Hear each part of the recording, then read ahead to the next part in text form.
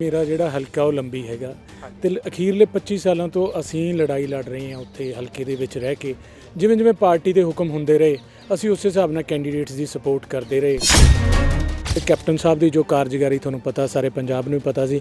ਸ਼ਾਇਦ ਸਾਡੇ senior leaders ਤਾਂ 2.5 ਸਾਲ ਬਾਅਦ ਇਹ ਗੱਲ ਕਹਿ ਰਹੇ ਸੀ ਵੀ 75-25 ਦੀ ਖੇਡ ਆ। ਮੈਂ ਤਾਂ 1.5 ਸਾਲ ਪਹਿਲਾਂ ਗਵਰਨਮੈਂਟ ਬਣਨ ਤੋਂ ਹੀ ਕਹਿ ਦਿੱਤਾ ਸੀ ਕਿ ਕੈਪਟਨ ਅਮਰਿੰਦਰ ਸਿੰਘ ਜਿਹੜੇ ਨੇ ਬਾਦਲਾਂ ਨੂੰ ਜਿਤਾਉਣ ਵਾਸਤੇ ਲੰਬੀ ਦੇ ਵਿੱਚ ਗਏ ਸੀ, ਕਿਉਂਕਿ ਉੱਥੋਂ ਦੇ ਲੋਕ ਜੋ ਬਾਦਲਾਂ ਨੇ 10 ਸਾਲ ਦੇ ਵਿੱਚ ਪੀੜਿਤ ਕਰਕੇ ਰੱਖੇ ਸੀ, ਉਹਨਾਂ ਨੂੰ ਇਦਾਂ ਮਹਿਸੂਸ ਨਹੀਂ ਹੋਇਆ ਕਿ ਸਾਡੀ ਸਰਕਾਰ ਆਈ ਹੈ। ਲੰਬੀ ਸੀਟ ਜਿਹੜਾ ਹੈ ਉਹ ਕਾਫੀ ਦਮਦਾਰ ਸੀ। ਲੱਗਦਾ ਨਹੀਂ ਹੈ ਕਿ ਇਹ ਸ਼ਹੀਦੀ ਪ੍ਰਾਪਤ ਕਰਨ ਵਾਲਾ ਸਟੈਪ ਹੈ? ਨਹੀਂ ਜੀ, ਇਹ ਸ਼ਹੀਦੀ ਪ੍ਰਾਪਤ ਕਰਨ ਵਾਲਾ ਨਹੀਂ। ਜਦੋਂ ਪਾਰਟੀ ਲਈ ਜੰਗਾਂ ਲੜੀਆਂ ਜਾਂਦੀਆਂ ਤੇ ਸਿਪਾਹੀ ਹੀ ਜਾ ਕੇ ਜੰਗਾਂ ਲੜਦੇ ਆ। ਉਹਦੇ ਵਿੱਚ ਅਸੀਂ ਤਾਂ ਖੁਦ ਮਾਣ ਮਹਿਸੂਸ ਕਰਾਂਗੇ ਜੇ ਸਾਨੂੰ ਪਾਰਟੀ ਜਿਸ ਸੀਟ ਤੋਂ ਹਰੇਕ ਬੰਦਾ ਭੱਜਦਾ ਉੱਥੋਂ ਸਾਨੂੰ ਮੌਕਾ ਦੇਵੇ, ਕਿਉਂਕਿ ਅਸੀਂ ਜੁੜੇ ਹਾਂ, ਅਸੀਂ ਦਰਦ ਸਮਝਦੇ ਹਾਂ ਕਾਂਗਰਸ ਪਾਰਟੀ ਦੇ ਵਰਕਰਾਂ ਦਾ। ਕਿਸ ਤਰ੍ਹਾਂ ਬਾਦਲ ਨੇ ਆਪਦੇ 10 ਸਾਲ ਦੇ ਰਾਜ ਦੇ ਵਿੱਚ ਕਾਂਗਰਸੀਆਂ ਤੇ ਪਰਚੇ ਕਰਵਾਏ, ਕਿਸ ਤਰ੍ਹਾਂ ਉਹਨਾਂ ਦੀ ਬਾਂਹ ਮਰੋੜ ਕੇ ਉਹਨਾਂ ਦੇ ਗਲਾਂ ਦੇ ਵਿੱਚ ਸਰੋਪੇ ਪਾਏ ਜਾਂਦੇ ਸੀ ਤੇ ਉਹਨਾਂ ਨੂੰ ਕਿਹਾ ਜਾਂਦਾ ਸੀ ਬਾਈ ਜਾਂ ਤਾਂ ਸਾਡੇ ਨਾਲ ਆ ਕੇ ਰਲ ਜਾਓ ਤੇ ਨਹੀਂ ਤੁਸੀਂ ਹਿਸਾਬ ਲਾ ਲਓ ਵੀ ਤੁਹਾਡੇ ਨਾਲ ਹੋਣੀ ਕੀ ਹੈ। ਅੱਜ ਤੱਕ ਮੈਂ ਸਮਝਦਾ ਕਿਸੇ ਹਲਕੇ ਦੇ ਵਿੱਚ ਆਮ ਵਰਕਰ ਦੀ ਜ਼ਮੀਨ ਨਹੀਂ ਵਿਕੀ ਹੋਣੀ। ਤੇ ਲੰਬੀ ਦਾ ਵਰਕਰ ਆ ਜਿਹੜਾ ਆਪਣੇ ਤਨ ਮਨ ਨਾਲ ਜਿਹਨੂੰ ਕਹਿ ਦਿੰਦੇ ਆ, ਆਪਦਾ ਯੋਗਦਾਨ ਹਮੇਸ਼ਾ ਕਾਂਗਰਸ ਪਾਰਟੀ ਲਈ ਪਾਉਂਦਾ ਰਿਹਾ। ਪਰ ਕੈਪਟਨ ਅਮਰਿੰਦਰ ਸਿੰਘ ਦੀ ਮਿਲੀ ਭੁਗਤ ਕਰਕੇ ਵਰਕਰ ਦੀ ਉੱਥੇ ਕਦਰ ਨਹੀਂ ਪਈ, ਬਹੁਤ ਜ਼ਿਆਦਾ ਨਕਦਰੀ ਹੋਈ ਹੈ। ਪਿਛਲੇ ਸਾਲ ਦੇਸ਼ ਦੀ ਸੰਸਦ ਵੱਲੋਂ ਪਾਸ ਕੀਤੇ ਗਏ 3 ਖੇਤੀ ਕਾਨੂੰਨਾਂ ਖਿਲਾਫ ਵਿੱਢੇ ਗਏ ਸੰਘਰਸ਼ ਦੌਰਾਨ ਸੈਂਕੜੇ ਕਿਸਾਨਾਂ ਦੀ ਸ਼ਹਾਦਤ ਹੋਈ ਹੈ। ਇਨ੍ਹਾਂ ਸ਼ਹੀਦ ਕਿਸਾਨਾਂ ਦੀ ਸ਼ਹਾਦਤ ਨੂੰ ਸਨਮਾਨ ਦੇਣ ਲਈ ਮੁੱਖ ਮੰਤਰੀ ਚਰਨਜੀਤ ਸਿੰਘ ਚੰਨੀ ਦੀ ਅਗਵਾਈ ਵਾਲੀ ਪੰਜਾਬ ਸਰਕਾਰ ਨੇ ਕਿਸਾਨ ਜਥੇਬੰਦੀਆਂ ਨਾਲ ਗੱਲਬਾਤ ਕਰਨ ਉਪਰੰਤ ਸ਼ਹੀਦ ਕਿਸਾਨਾਂ ਦੀ ਯਾਦਗਾਰ ਬਣਾਉਣ ਦਾ ਫੈਸਲਾ ਕੀਤਾ ਤੇ ਨਾਲ ਇੱਕ ਮੈਮੋਰੀਅਲ ਇਸ ਸੰਘਰਸ਼ ਦੇ ਨਾਮ ਤੇ ਕਿਸਾਨ ਯੂਨੀਅਨ ਜਿਸ ਤਰ੍ਹਾਂ ਉਹਦਾ ਨਾਮ ਦੱਸਾਂਗੇ, ਐਸੀ ਇੱਕ ਪੰਜਾਬ ਦੇ ਵਿੱਚ ਢੁਕਵੀਂ ਜਗ੍ਹਾ ਤੇ ਵੱਡਾ ਮੈਮੋਰੀਅਲ ਇਸ ਸੰਘਰਸ਼ ਦੇ, ਕਿਉਂਕਿ ਲੋਕਾਂ ਦਾ ਸੰਘਰਸ਼ ਹੈ। ਆਜ਼ਾਦੀ ਤੋਂ ਬਾਅਦ ਜੇ ਕੋਈ ਵੱਡਾ ਸੰਘਰਸ਼ ਚੱਲਿਆ ਤਾਂ ਇਹ ਹੈ। ਇਸ ਲਈ ਇਸ ਸੰਘਰਸ਼ ਦਾ ਇੱਕ ਮੈਮੋਰੀਅਲ ਪੰਜਾਬ ਦੇ ਵਿੱਚ ਬਣਾਵਾਂਗੇ। ਸਰਕਾਰ ਨੇ ਇਸ ਯਾਦਗਾਰ ਨੂੰ ਬਣਾਉਣ ਲਈ ਜਗ੍ਹਾ ਦੀ ਖੋਜ ਵੀ ਸ਼ੁਰੂ ਕਰ ਦਿੱਤੀ ਹੈ। ਪੰਜਾਬ ਸਰਕਾਰ ਨੇ ਕਿਸਾਨ ਮੋਰਚੇ ਦੇ ਸ਼ਹੀਦਾਂ ਦੀ ਯਾਦ ਵਿੱਚ ਕਿਸਾਨ ਮੈਮੋਰੀਅਲ ਬਣਾਉਣ ਦਾ ਫੈਸਲਾ ਕੀਤਾ ਹੈ, ਜੋ ਕਿ ਇੱਕ ਬਹੁਤ ਵਧੀਆ ਫੈਸਲਾ ਹੈ।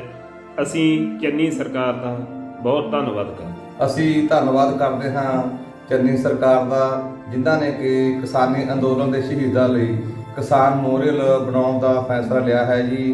ਬਹੁਤ ਬਹੁਤ ਧੰਨਵਾਦ। ਪੰਜਾਬ ਸਰਕਾਰ ਨੇ ਜਿੱਥੇ ਇੱਕ ਪਾਸੇ ਇਨ੍ਹਾਂ ਕਿਸਾਨਾਂ ਦੇ ਪਰਿਵਾਰਕ ਮੈਂਬਰਾਂ ਨੂੰ ਸਰਕਾਰੀ ਨੌਕਰੀ ਅਤੇ 5 ਲੱਖ ਰੁਪਏ ਦੀ ਵਿੱਤੀ ਮਦਦ ਦੇ ਕੇ ਇਨ੍ਹਾਂ ਪਰਿਵਾਰਾਂ ਦੀ ਬਾਂਹ ਫੜੀ ਹੈ।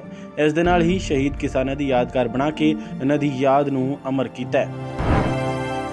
ਪੰਜਾਬ ਵਿੱਚ 2022 ਦੀ ਜਿਹੜਾ ਚੋਣ ਅਖਾੜਾ ਹੈ ਉਹ ਭਖਿਆ ਹੋਇਆ ਹੈ ਤੇ ਇਸ ਵਿਚਾਲੇ ਜਿਹੜੀਆਂ ਹੌਟ ਸੀਟਾਂ ਵਿੱਚ ਗਿਣੀਆਂ ਜਾਂਦੀਆਂ ਨੇ, ਜਿਵੇਂ ਪਟਿਆਲਾ ਹੋ ਗਿਆ, 2 ਮੇਨ ਸੀਟਾਂ ਹੋਰ ਨੇ, ਪਟਿਆਲਾ, ਅੰਮ੍ਰਿਤਸਰ, ਲੰਬੀ ਹੋ ਗਿਆ ਤੇ ਨਾਲ ਦੀ ਨਾਲ ਜਲਾਲਾਬਾਦ। ਇਹਨਾਂ ਹੌਟ ਸੀਟਾਂ ਤੇ ਸਾਰੀ ਪਾਰਟੀਆਂ ਦੇ ਉਮੀਦਵਾਰ, ਕਿਉਂਕਿ ਲੰਬੀ ਔਰ ਜਲਾਲਾਬਾਦ ਅਜਿਹੀਆਂ ਅਹਿਮ ਸੀਟਾਂ ਨੇ ਜਿੱਥੇ ਮਤਲਬ ਆਪ ਪਿਛਲੀ ਵਾਰ ਜਿਹੜੇ ਨੇ ਕੈਪਟਨ ਸਾਹਿਬ ਉਤਰੇ ਸਨ ਲੰਬੀ ਸੀਟ ਤੇ ਕਾਂਗਰਸ ਵੱਲੋਂ ਬਿੱਟੂ ਸਾਹਿਬ ਉਤਰੇ ਸਨ ਜਲਾਲਾਬਾਦ ਸੀਟ ਤੇ। ਬਹੁਤ ਸਾਰੇ ਇਲਜ਼ਾਮ ਵੀ ਲੱਗੇ ਸਨ ਕਿ ਇਹਨਾਂ ਸੀਟਾਂ ਤੇ ਜੋ ਆਮ ਆਦਮੀ ਪਾਰਟੀ ਨੇ ਬਾਅਦ ਵਿੱਚ ਲਗਾਏ ਕਿ ਮਿਲੀ ਭੁਗਤ ਵਾਲਾ ਬੜਾ ਕੰਮ ਹੋਇਆ, ਫਿਰ 4 ਸਾਲ ਇਹੀ ਮਿਲੀ ਭੁਗਤ ਦੇ ਇਲਜ਼ਾਮ ਲੱਗਦੇ ਰਹੇ।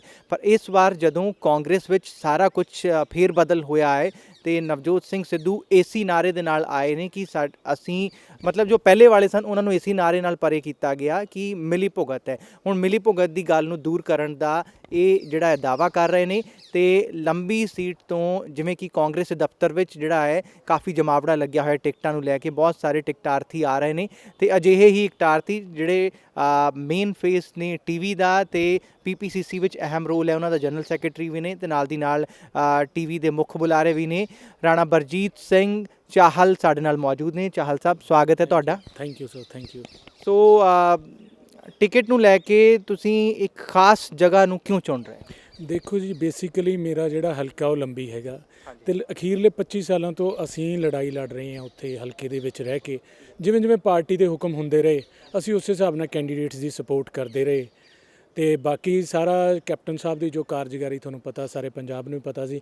ਸ਼ਾਇਦ ਸਾਡੇ ਸੀਨੀਅਰ ਲੀਡਰਸ ਤਾਂ 2.5 ਸਾਲ ਬਾਅਦ ਗਈ ਗੱਲ ਕਹਿ ਰਹੇ ਸੀ ਵੀ 75-25 ਦੀ ਖੇਡ ਆ।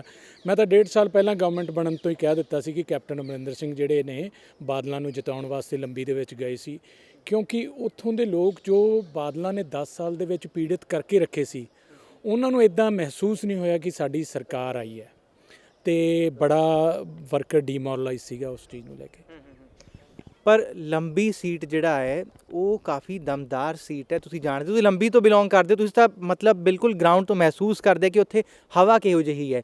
ਸੋ ਟਿਕਟਾਂ ਦਾ ਪ੍ਰੋਸੈਸ ਹਜੇ ਚੱਲ ਰਿਹਾ ਹੈ, ਤੁਹਾਡੇ ਨਾਲ ਹੋਰ ਵੀ ਕਈ ਲੋਕ ਮੁਕਾਬਲੇ 'ਚ ਹੋਣਗੇ ਲੰਬੀ ਸੀਟ ਵਾਸਤੇ, ਪਰ ਲੱਗਦਾ ਨਹੀਂ ਹੈ ਕਿ ਇਹ ਸ਼ਹੀਦੀ ਪ੍ਰਾਪਤ ਕਰਨ ਵਾਲਾ ਸਟੈਪ ਹੈ? ਨਹੀਂ ਜੀ, ਇਹ ਸ਼ਹੀਦੀ ਪ੍ਰਾਪਤ ਕਰਨ ਵਾਲਾ ਨਹੀਂ। ਜਦੋਂ ਪਾਰਟੀ ਲਈ ਜੰਗਾਂ ਲੜੀਆਂ ਜਾਂਦੀਆਂ ਤੇ ਸਿਪਾਹੀ ਹੀ ਜਾ ਕੇ ਜੰਗਾਂ ਲੜਦੇ ਆ, ਉਹਦੇ ਵਿੱਚ ਅਸੀਂ ਤਾਂ ਖੁਦ ਮਾਣ ਮਹਿਸੂਸ ਕਰਾਂਗੇ ਜੇ ਸਾਨੂੰ ਪਾਰਟੀ ਜਿਸ ਸੀਟ ਤੋਂ ਹਰੇਕ ਬੰਦਾ ਭੱਜਦਾ ਉੱਥੋਂ ਸਾਨੂੰ ਮੌਕਾ ਦੇਵੇ, ਕਿਉਂਕਿ ਅਸੀਂ ਜੁੜੇ ਹਾਂ, ਅਸੀਂ ਦਰਦ ਸਮਝਦੇ ਹਾਂ ਕਾਂਗਰਸ ਪਾਰਟੀ ਦੇ ਵਰਕਰਾਂ ਦਾ।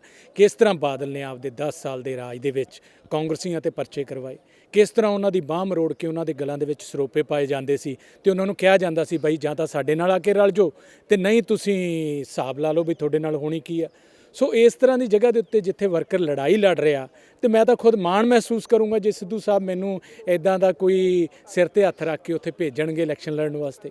ਜੀ, ਪਰ ਪਿਛਲੀ ਵਾਰ ਦਾ ਜੋ ਮਾਹੌਲ ਸੀਗਾ, ਬਹੁਤ ਸਾਰੇ ਮਿਲੀ ਭੁਗਤ ਦੇ ਇਲਜ਼ਾਮ ਲੱਗੇ ਤੇ ਪਿਛਲੇ ਜਦੋਂ ਹੁਣ ਤੁਸੀਂ ਉੱਥੋਂ ਦੀ ਦਾਅਵੇਦਾਰੀ ਆਪਣੀ ਜਤਾ ਰਹੇ ਹੋ, ਤੁਸੀਂ ਵੀ ਟਿਕਟ ਵਾਲੇ ਰੂਮ ਵਿੱਚ ਅਜੇ ਮਾਕਨ ਜੀ ਦਾ ਰਸਤਾ ਤੱਕ ਰਹੇ ਹੋ ਤੇ ਤੁਹਾਨੂੰ ਪੂਰਾ ਰਿਕਾਰਡ ਉੱਥੇ ਦਾ ਪਤਾ ਹੋਏਗਾ, ਕਿਆ ਵੋਟ ਪਰਸੈਂਟੇਜ ਰਹਿੰਦੀ ਹੈ, ਮਤਲਬ ਕਿੰਨਾ ਗੈਪ ਰਹਿੰਦਾ ਹੈ।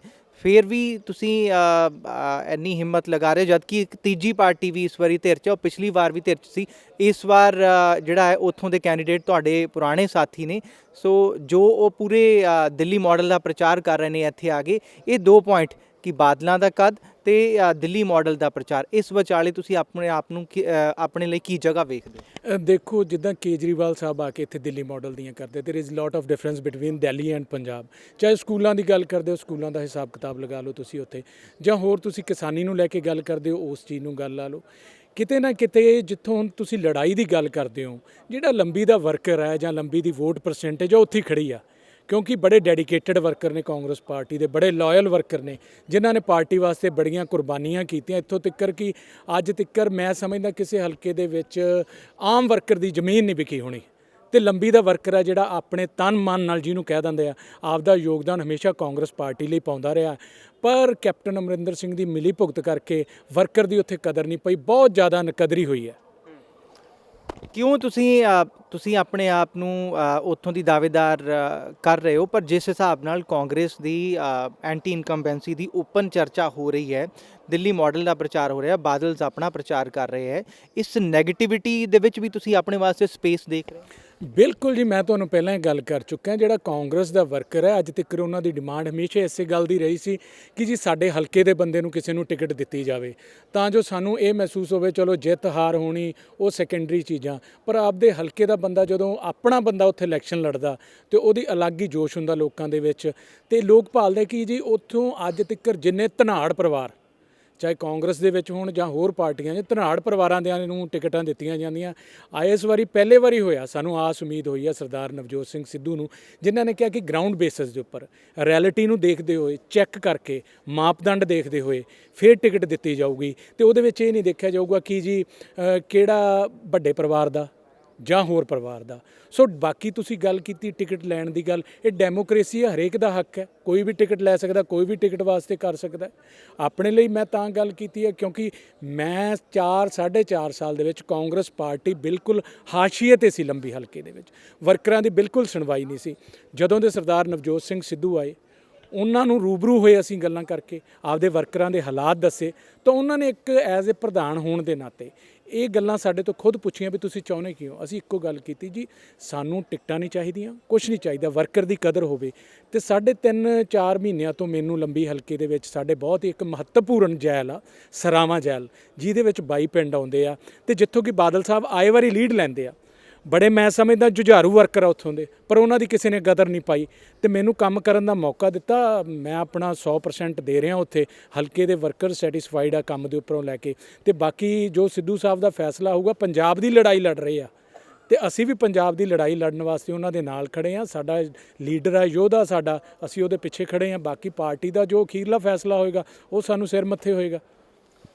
ਮਿਲੀ ਭੁਗਤ ਦੇ ਇਲਜ਼ਾਮ ਲੱਗਦੇ ਹੈ, ਤੁਹਾਡੀ ਕੋਈ ਮਿਲੀ ਭੁਗਤ ਤਾਂ ਨਹੀਂ ਉਧਰਲੇ ਪਾਸੇ? ਨਹੀਂ ਜੀ, ਬਿਲਕੁਲ ਨਹੀਂ। ਸਾਡੀ ਮਿਲੀ ਭੁਗਤ ਤਾਂ ਜਨਾਬ ਤਾਂ ਹੋਵੇ ਨਾ ਜੇ ਅਸੀਂ ਬਾਦਲਾਂ ਦੇ ਨਾਲ ਰਲ ਕੇ ਸਾਨੂੰ ਕਿਤੇ ਉਹਨਾਂ ਨੇ ਕੁਝ ਕੀਤਾ ਹੋਵੇ। ਅਸੀਂ ਤਾਂ ਉਹਨਾਂ ਬੰਦਿਆਂ 'ਚੋਂ ਜਿਨ੍ਹਾਂ ਨੇ ਪਰਚੇ ਵੀ ਕਰਵਾਏ, ਜਿਨ੍ਹਾਂ ਨੇ ਘਰ ਵੀ ਪੱਟੇ, 25 ਸਾਲ ਤੋਂ ਲੜਾਈ ਲੜ ਰਹੇ ਹਾਂ। ਮੇਰੀ 38 ਸਾਲ ਦੀ ਉਮਰ ਹੋ ਗਈ। 19 ਸਾਲ ਦੇ ਵਿੱਚ ਆਇਆ ਮੈਂ appointed as a general secretary of Punjab youth Congress.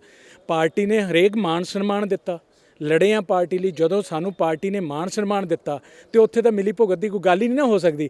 ਤੁਸੀਂ ਦੇਖੋ, ਮੈਂ ਫਿਰ ਤੁਹਾਡੇ ਮਾਧਿਅਮ ਨਾਲ ਗੱਲ ਕਹਿਣਾ, ਅੱਜ ਜਿਹੜੇ ਕੈਪਟਨ ਸਾਹਿਬ ਨੂੰ ਛੱਡ ਕੇ ਲੀਡਰ ਆਏ ਆ, ਟਿਕਟਾਂ ਨੇ ਮਾਰੇ, ਦੂਜੇ ਪਾਸੇ ਸ਼ਫਲ ਕਰ ਗਏ। ਉਹ ਗੁਣ ਗਾਉਂਦੇ ਰਹੇ, ਸੋਲੇ ਗਾਉਂਦੇ ਰਹੇ ਵੀ ਕੈਪਟਨ ਬੜਾ ਅੱਛਾ ਸੀਗਾ। ਪਰ ਮੈਂ ਤਾਂ 1.5 ਸਾਲ ਪਹਿਲਾਂ ਹੀ ਤੁਹਾਡੇ ਮਾਧਿਅਮ ਨਾਲ, ਉਦੋਂ ਤੁਸੀਂ ਹੋਰ ਕਿਸੇ ਅਦਾਰੇ ਦੇ ਵਿੱਚ ਹੁੰਦੇ ਸੀ, ਮੈਂ ਗੱਲ ਕਹਿੰਦਾ ਰਿਹਾ ਕਿ ਜੀ ਕੈਪਟਨ ਸਾਹਿਬ ਰਲੇ ਹੋਏ ਆ ਬਾਦਲਾਂ ਦੇ ਨਾਲ, ਉੱਥੇ ਬਾਦਲਾਂ ਨੂੰ ਜਿਤਾਉਣ ਵਾਸਤੇ ਗਏ ਆ। ਪਰ ਇੱਕ ਵਾਰ ਤਾਂ ਸਾਨੂੰ ਯਕੀਨ ਸੀ ਨਾ ਉਹਨਾਂ ਤੇ, ਜਦੋਂ ਕੈਪਟਨ ਸਾਹਿਬ ਨੇ ਵੱਡੀਆਂ ਗੱਲਾਂ ਕੀਤੀਆਂ ਕਿ ਉੱਥੇ ਕੈਪਟਨ ਸਾਹਿਬ ਨੇ ਇਹ ਗੱਲ ਆ ਕੇ ਆਖੀ ਜੀ ਬਈ ਤੁਹਾਨੂੰ ਇੱਕ ਮੁੱਖ ਮੰਤਰੀ ਜਾਊਗਾ ਜੇ ਤੁਸੀਂ ਮੈਨੂੰ ਜਿਤਾਉਣੇ ਹੋ, ਤੇ ਦੂਜਾ ਤੁਹਾਡੇ ਕੋਲੇ ਆ ਜਾਊਗਾ। ਬੜੇ ਵਾਅਦੇ ਕੀਤੇ ਕੈਪਟਨ ਸਾਹਿਬ ਨੇ, ਜਿਸ ਤਰ੍ਹਾਂ ਪੰਜਾਬ ਨਾਲ ਵਾਅਦੇ ਕੀਤੇ, ਸਾਡੇ ਲੰਬੀ ਵਾਲਿਆਂ ਨਾਲ ਵੀ ਕੀਤੇ।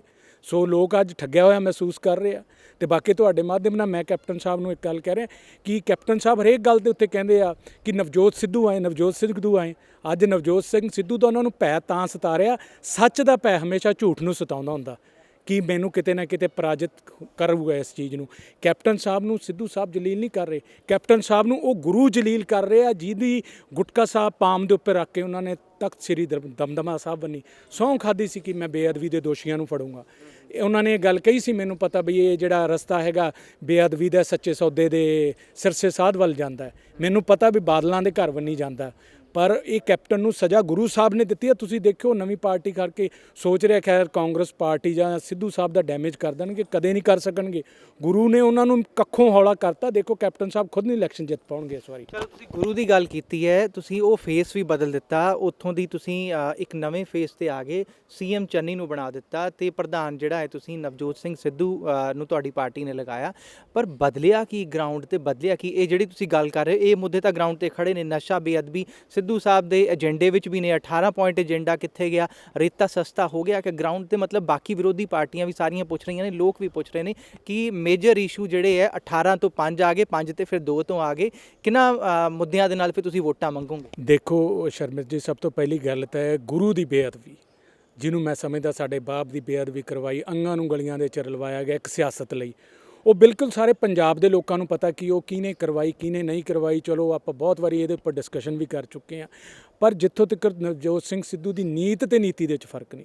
ਸ਼ੁਰੂ ਤੋਂ ਲੜਾਈ ਸਰਦਾਰ ਸਿੱਧੂ ਲੋਕਾਂ ਦੀ ਲੜਦੇ ਆਏ ਆ। ਬੇਅਦਬੀ ਨੂੰ ਲੈ ਕੇ ਆਵਾਜ਼ ਉਠਾਈ ਹੈ ਉਹਨਾਂ ਨੇ, ਹਮੇਸ਼ਾ ਗੁਰੂ ਦੀ ਗੱਲ ਕੀਤੀ ਹੈ ਉਹਨਾਂ ਨੇ, ਤੇ ਨਸ਼ੇ ਦੀ ਗੱਲ ਕੀਤੀ ਹੈ। 250 ਜਿਹੜੀਆਂ ਜਾਨਾਂ ਪਹਿਲਾਂ ਅਕਾਲੀ ਸਰਕਾਰ ਵੇਲੇ ਮਾਵਾਂ ਦੇ ਪੁੱਤ ਮਰ ਗਏ, ਉਹਨਾਂ ਦਾ ਹਿਸਾਬ ਦੇਣ ਦੀ ਗੱਲ ਕਰਦੇ ਸੀ। ਪਰ ਤੁਸੀਂ ਦੇਖਿਓ ਬਹੁਤ ਹੀ ਜਲਦੀ ਵਿਦਿਨ 15 ਡੇਜ਼ ਜੋ ਬੇਅਦਬੀ ਦੇ ਦੋਸ਼ੀ ਆ ਉਹਨਾਂ ਨੂੰ ਸਜ਼ਾ ਮਿਲੂ, ਤੇ ਜੋ ਨਸ਼ੇ ਦੇ ਤਸਕਰ ਆ ਉਹਨਾਂ ਨੂੰ ਜੇਲ੍ਹ ਦੇ ਅੰਦਰ ਸੁੱਟਿਆ ਜਾਊਗਾ। ਤੇ ਬਾਕੀ ਚੀਜ਼ਾਂ ਜਿਹੜੀਆਂ ਹੁੰਦੀਆਂ, ਤੁਸੀਂ ਜਿੱਦਾਂ ਕੰਮਾਂ ਦੀਆਂ ਗੱਲਾਂ ਕਰਦੇ ਹੋ, ਇਹ ਕੰਮ ਜਿਹੜੇ ਹੁੰਦੇ ਆ ਇਹ ਸਰਕਾਰ ਦੇ ਵਿੱਚ ਕਦੇ ਵੱਧ ਹੋ ਗਏ ਕਦੇ ਘੱਟ ਹੋ ਗਏ। ਪਰ ਜਿਹੜੇ 2 ਮੁੱਦੇ ਆ, ਬਿਲਕੁਲ ਕਾਂਗਰਸ ਪਾਰਟੀ ਜੇ ਅੱਜ ਇਹਨਾਂ ਮੁੱਦਿਆਂ ਨੂੰ ਹੱਲ ਕਰ ਦੂਗੀ ਤੇ ਉਹਨਾਂ ਲਈ ਬਹੁਤ ਆਸਾਨ ਹੋ ਜਾਊਗਾ ਇਲੈਕਸ਼ਨ ਵਿੱਚ ਜਾਣਾ। ਤੇ ਸਾਨੂੰ 100% ਯਕੀਨ ਆ ਨਵਜੋਤ ਸਿੰਘ ਸਿੱਧੂ ਦੀ ਨੀਤੀ ਤੇ ਨੀਤ ਦੇ ਵਿੱਚ ਕੋਈ ਫਰਕ ਨਹੀਂ। ਜੋ ਕਹਿੰਦੇ ਆ ਉਹ ਕਰਕੇ ਦਿਖਾਉਂਦੇ ਆ। ਚਲੋ, ਬਹੁਤ ਸ਼ੁਕਰੀਆ ਸਾਡੇ ਨਾਲ ਜੁੜਨ ਦੇ ਲਈ। ਸੋ ਰਾਣਾ ਬਲਜੀਤ ਸਿੰਘ ਚਾਹਲ ਇਹ ਉਮੀਦ ਕਰਦੇ ਨੇ ਕਿ ਲੰਬੀ ਤੋਂ ਇਹਨਾਂ ਨੂੰ ਟਿਕਟ ਮਿਲ ਸਕਦਾ ਹੈ, ਪਰ ਹੋਰ ਵੀ ਕਾਂਗਰਸ ਵਿੱਚ ਜਿਹੜੇ ਹੈ ਉਮੀਦਵਾਰ ਲਾਈਨ ਵਿੱਚ ਖੜੇ ਨੇ। ਹੁਣ ਇਹ ਵੇਖਣਾ ਹੋਏਗਾ ਲੰਬੀ ਤੋਂ ਇਸ ਵਾਰ ਕੌਣ ਉਮੀਦਵਾਰ ਹੋ ਸਕਦਾ ਹੈ, ਕਿਉਂਕਿ ਮੁਕਾਬਲਾ ਲੰਬੀ, ਜਲਾਲਾਬਾਦ, ਪਟਿਆਲਾ, ਅੰਮ੍ਰਿਤਸਰ ਈਸਟ, ਇਹਨਾਂ ਸੀਟਾਂ ਤੇ ਜ਼ਬਰਦਸਤ ਮੁਕਾਬਲੇ ਹੋਣਗੇ ਇਸ ਵਾਰ। ਕੈਮਰਾਮੈਨ ਅਮਨਦੀਪ ਸਿੰਘ ਦੇ ਨਾਲ ਸ਼ਰਮਿਤ, ਜਗਬਾਣੀ TV, ਚੰਡੀਗੜ੍ਹ।